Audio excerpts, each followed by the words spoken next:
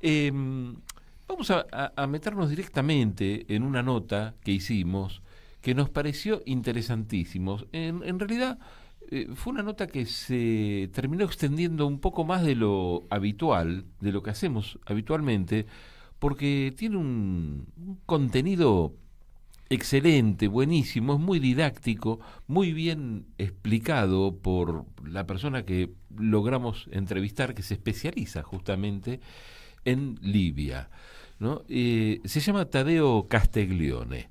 Vive en Neuquén, desde allí investiga, pero también ha viajado mucho y conoce bastante, muy en profundidad, eh, todo lo que ocurre allí. Él es periodista, es experto en relaciones internacionales y en análisis de conflictos internacionales. Está graduado en la Universidad Estatal de Tomsk, en la Federación Rusa. Y con él charlamos sobre Libia, y todo esto es lo que nos contaba. Ya estamos conectados con Tadeo Castiglione.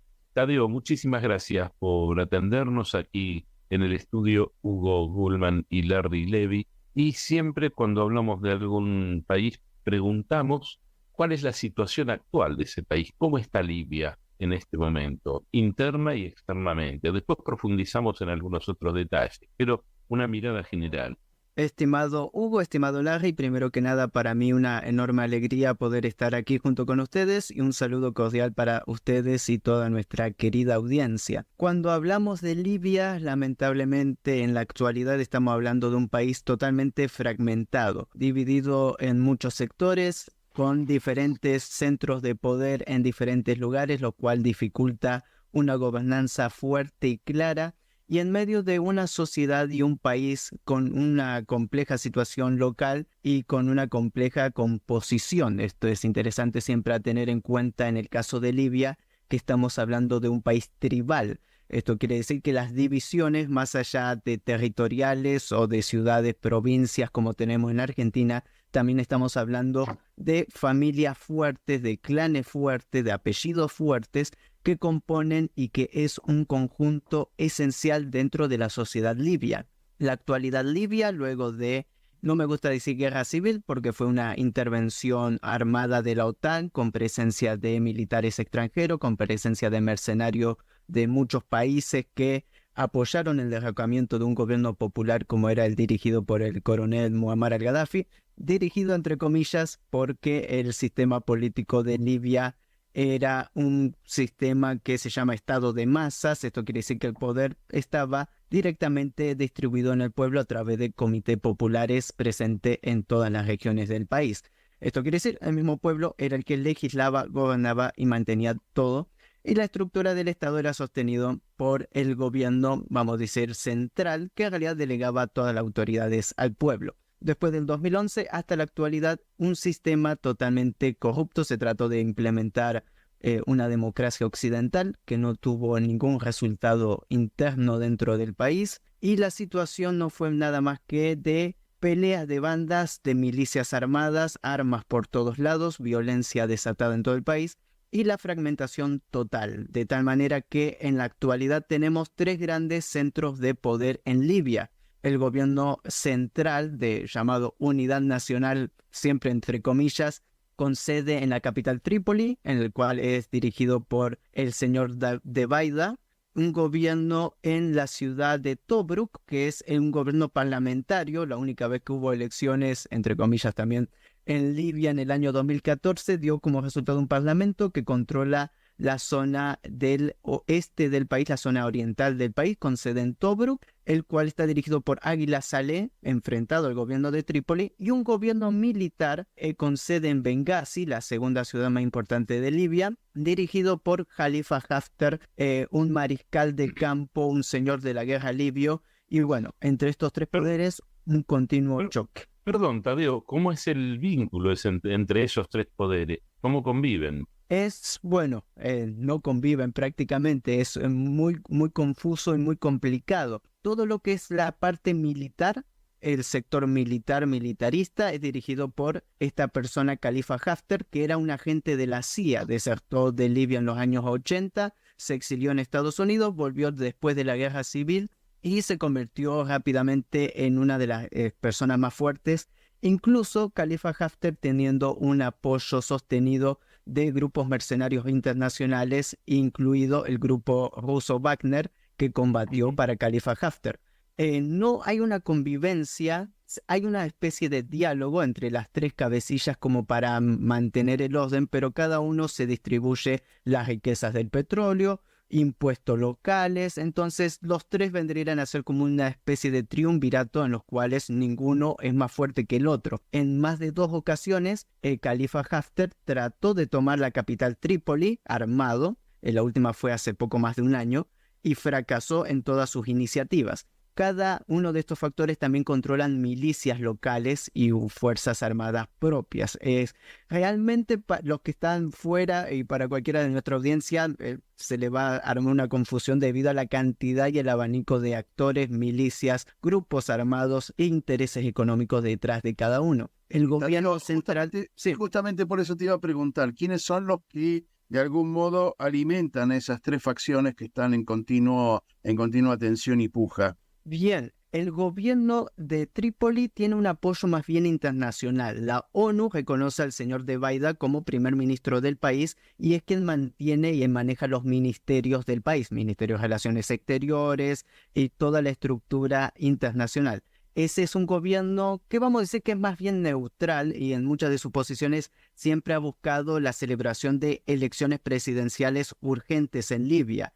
Es un gobierno más con reconocimiento internacional, pero que está centralizado en Trípoli y las cercanías de la capital del país. Recordemos, Trípoli es la zona más bien occidental de Libia. El gobierno del Congreso de Tobruk, dirigido por Águila Saleh, tiene un apoyo de una facción que es pro-rey de Libia, el rey Idris y toda su descendencia exiliada en Turquía. Tiene grandes intereses económicos. Este gobierno también es apoyado por las monarquías del Golfo Pérsico, las cuales están interesados también en esa posición de Libia. Y bueno, Khalifa Haftar, como es militar, tiene grandes relaciones con el presidente Abdel Fattah al-Sisi de Egipto y con otros señores de la guerra famosos en las regiones, por lo cual, bueno, cada uno representa también un interés extranjero. Y acá viene la pregunta, que creo que la pregunta del millón, ¿quiénes realmente representan entonces los intereses del pueblo libio? Y bueno, claro, y te agrego a esa pregunta que te autoformula, que me parece que es clave, te agrego, te la completo con una más que me llama la atención. Esta fragmentación que tan bien estás describiendo, ¿no? ¿A quién favorece? ¿Qué gran poder se está favoreciendo? Divides y vencerás. Creo que eso siempre fue la consigna de los ejes occidentales, principalmente anglosajones. Recordemos que una Libia fuerte no únicamente era beneficiosa para Libia, sino que el gobierno de Gaddafi, que era la Libia que llegó a ser el país más desarrollado del África y con la mejor capacidad y el índice de desarrollo humano, no solo sostenía a su país, sino que sostenía a toda la región del norte del África subsahariana, del Sahel.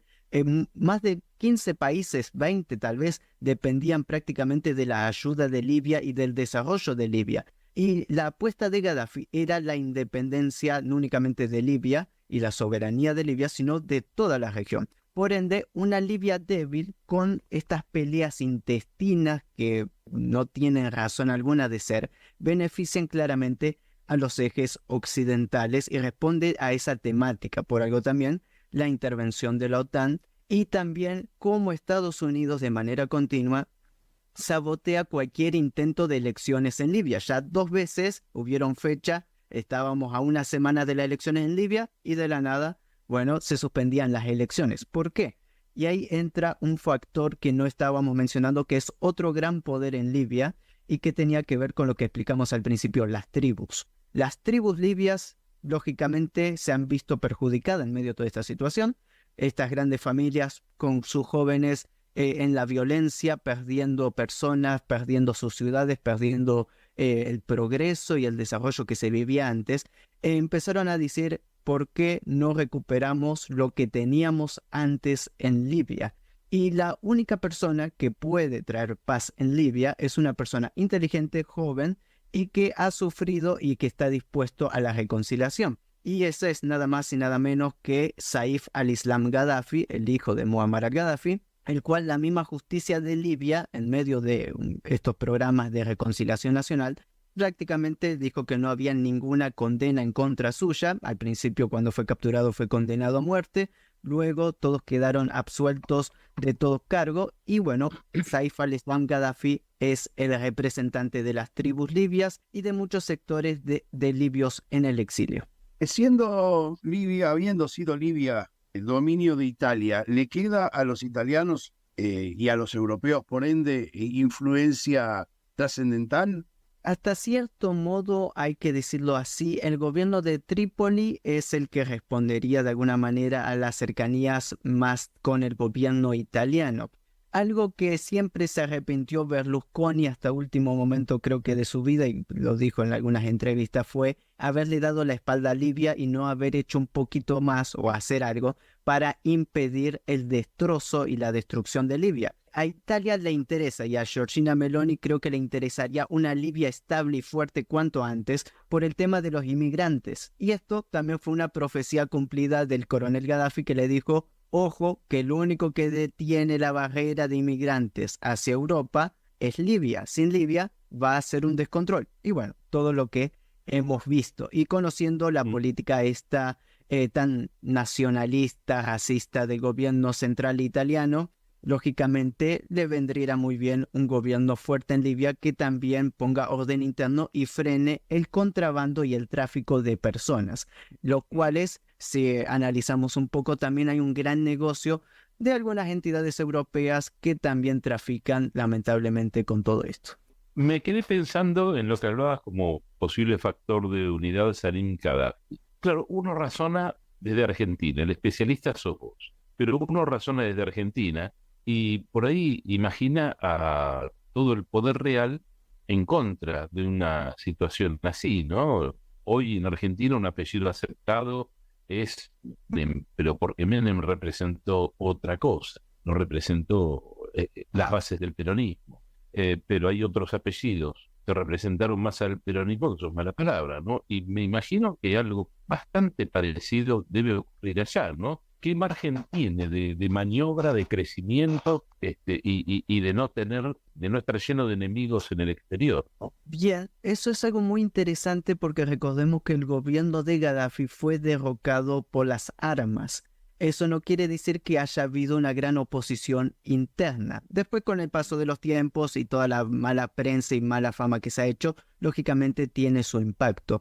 Pero no, el gobierno de Gaddafi, los gaddafistas, de alguna manera, el Movimiento Nacional de Liberación de Libia, como se llama, no perdieron nunca un apoyo internacional, el cual Gaddafi cosechó en 42 años de continua trabajo en todo el África. Las revoluciones que hemos visto en el África de los últimos años, estos golpes de Estado en Níger, Burkina Faso, en Mali, también ahora el cambio de gobierno en Guinea y otros países, posiciona todos gobiernos panafricanistas, profundamente panafricanistas, con una gran influencia de la ideología también de liberación del África, que Gaddafi era uno de los principales expositores. Estos países apoyan la candidatura de Saif al-Islam Gaddafi. Otro punto interesante, la familia Gaddafi en gran parte está exiliada y con gran respaldo en Argelia, hay parte de la familia de Gaddafi. En Egipto está el primo de Gaddafi, el señor Gaddafi al-Dam, con gran presencia también y en los círculos internos dentro del gobierno en Egipto. Y la esposa de Gaddafi y su hija Aisha Gaddafi están exiliados en el sultanato de Omán, un país muy neutral en el Golfo Pérsico, pero que tiene un peso diplomático muy fuerte. Y otro asunto, Al-Saadi Gaddafi, el futbolista de la familia Gaddafi, que jugó tantas en las ligas europeas y que era un ministro de deporte de Libia, está exiliado en Turquía. Es decir, Erdogan, el presidente de Turquía, Recep Tayyip Erdogan, mantiene 2 jugadores en Libia, al cual no se define por cuál. Sí, Khalifa Haftar, el ala militar, pero ya mayor de edad, desgastado también, y bueno, siendo militar también quisiera hacer sus propias jugadas, o apoyar a un antiguo socio como es la familia Gaddafi.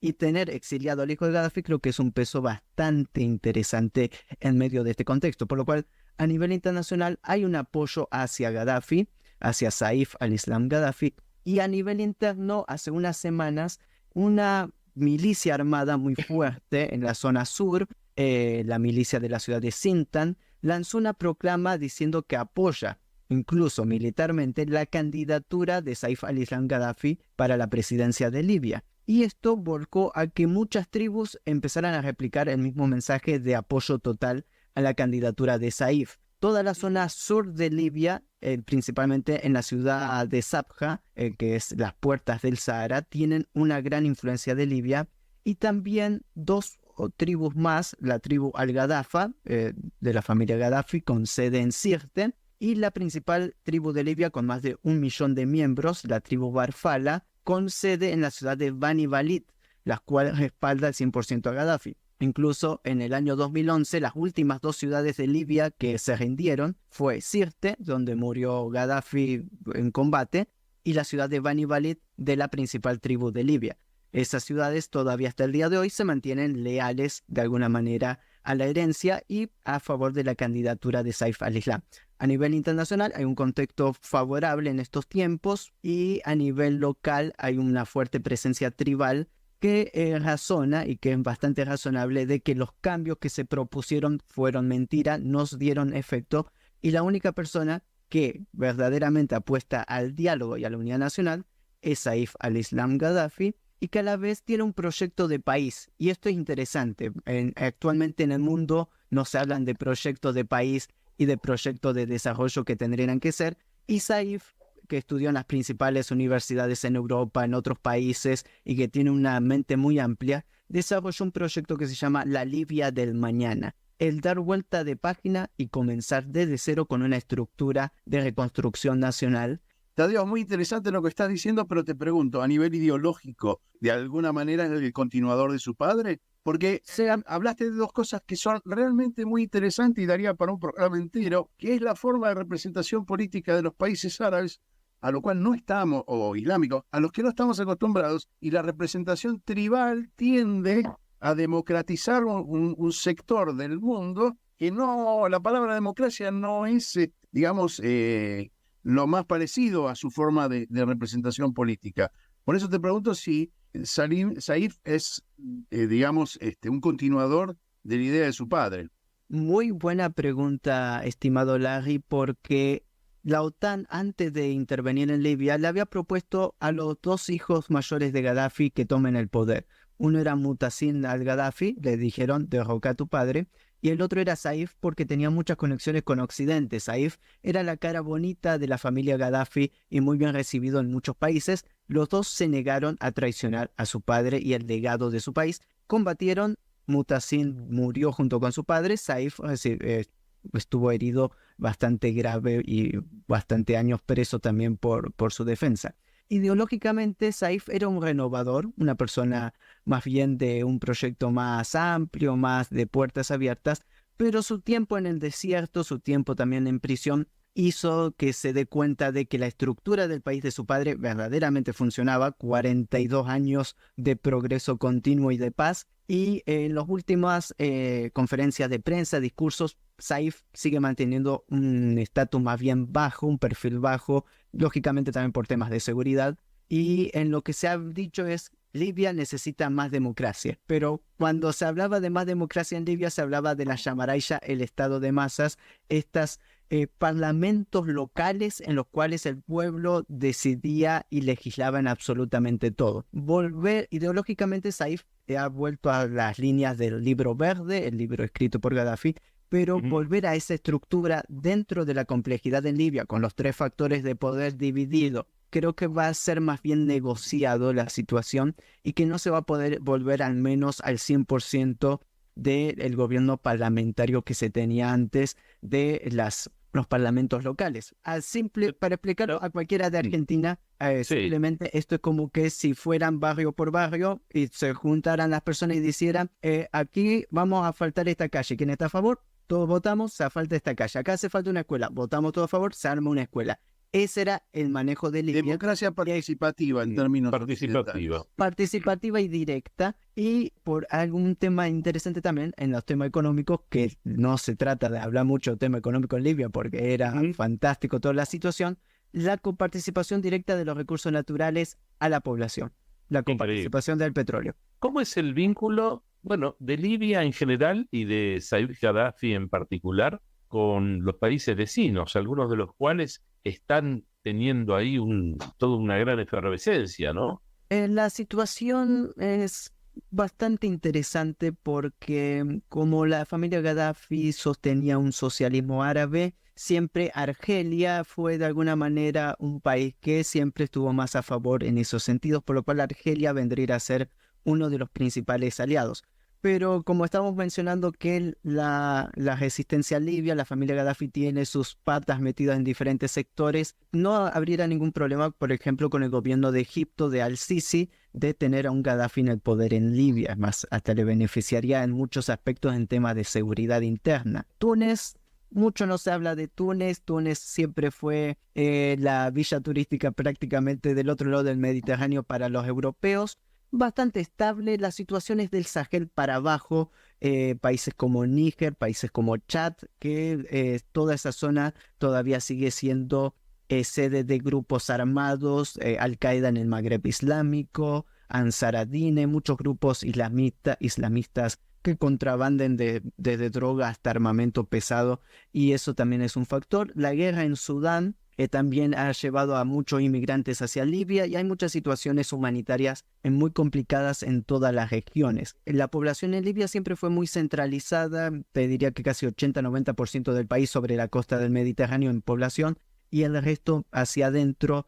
No hay muchas ciudades de grande importancia, por lo cual el control de esta zona para cualquier tipo de actividad ilícita ha sido fenomenal para toda esta gente que lucran con estos negocios, porque en Libia no hay ningún poder, entonces toda esta zona es tierra de nadie. En eso acaso un gobierno fuerte beneficia a todos. Sí, estamos con muy poco tiempo, es sumamente interesante, y probablemente invitemos a varios a hacer una charla sobre África, la parte norte, y después ir bajando al Sahel y hacia el sur, porque es un continente para prestarle mucha atención. Pero nos interesa básicamente, en 2 palabras, te pido mucha síntesis, la relación hoy de Libia con China y con Rusia. Libia con Rusia ha estado asociado desde la parte militar de Khalifa Haftar. El gobierno central no tiene muchas relaciones con Rusia en sí mismo. China sí, porque China invierte, y el proyecto de la Franja y la Ruta, este gran proyecto económico chino, tiene mucho que ver con Libia. Pero bueno, hay muchos sectores y factores también para determinar, y en pocos minutos es difícil. Rusia mucho en Libia no tiene su pata metida ni antes ni ahora, y China sí económicamente, igual que en el resto del África. Larry, no sé si querías agregar. No, me quedaría hablando una hora más, sí, pero no más tiene sus límites. En realidad agradecerte, Tadeo, porque la verdad que has dado una clase magistral sobre Libia, un país tan extraño en el concierto, en 2 conciertos, porque en realidad toca en 2 bandas Libia.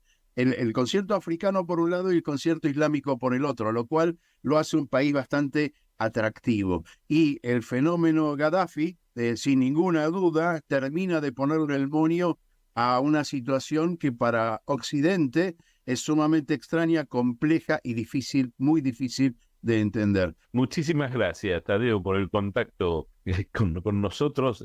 Fue más que didáctico y un gran aprendizaje. Muchísimas gracias a ustedes. Y un puntito más, Libia, gran amigo de Argentina en los momentos históricos, y eso creo que es importante también para destacar. No es un país ajeno a nosotros, son grandes amigos. Muchísimas gracias. Bien, charlábamos y con muchísimo atraso en horario, como 6-7 minutos, ¿no? Charlábamos con Tadeo Castiglione.